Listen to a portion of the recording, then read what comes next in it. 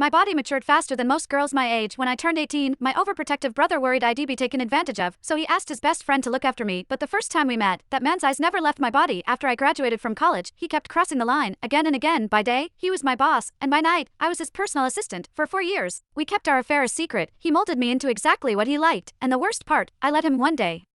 His ex-fiancée came back from overseas. He slipped out of my bed in the middle of the night and rushed to the airport to pick her up. Humiliated but unwilling to let go, I followed him there, only to watch him gently stroke another woman's hair right in front of me. He turned to me and said, "Jennifer Huckabee, 4 years ago, you were the one who crawled into my bed while I was drunk. The way you're behaving now, it's really pathetic." The way he looked at her was soft, and the way he mocked me was sharp and deliberate. I suddenly realized he was right. This was meaningless, so I lowered my head, texted my brother to tell him I'd accept the Sinclair family marriage proposal, then looked up at that man and smiled. "All right then, goodbye." Chapter Marvin Huckabee, my brother, called not long after. I could hear the relief in his voice through the call, surely because he thought I had finally let go of the man I had loved for years. What he did not know was that the man I was madly in love with was his best friend, Devin Woodford. After hanging up, I picked up the resignation letter I already prepared and headed for HR. However, the process stalled at the final step. "Ms. Huckabee, if you want to resign within a week, you'll need the CEO's signature for approval." Devin again. Even at the very end, I still could not avoid him. I tightened my grip on my phone, walked to the end of the empty hallway, and dialed that all too familiar number. The ringing went on for a long time.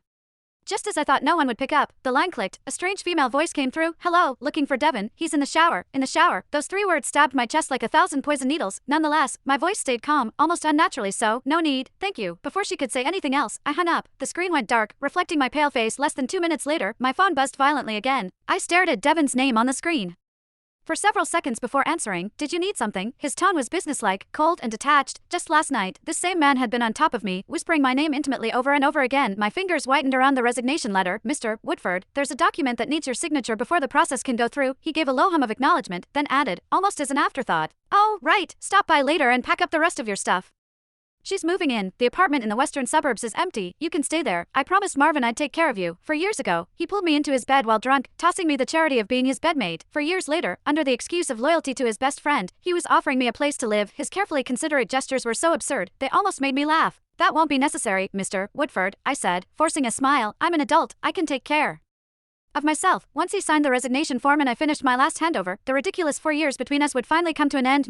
I was getting married. I opened my eyes in the hotel room as morning light streamed in. For the first time in years, I felt more awake than in any morning I had spent by Devin's side. I called a car and returned to the villa I'd lived in for 4 years. However, the moment I stepped inside, I almost thought I had walked into the wrong house. The once minimalist black and gray space was instead drenched in warm tones. The entryway wall, where I had begged him for a month to let me hang even a single plush toy, had been transformed into a display filled with stuffed animals. "Melissa likes it this way." Devin's voice sounded from behind me. When I turned, he looked slightly troubled. "She came by yesterday, saw your things and got upset." It was not until he led me to the storage room that I understood what he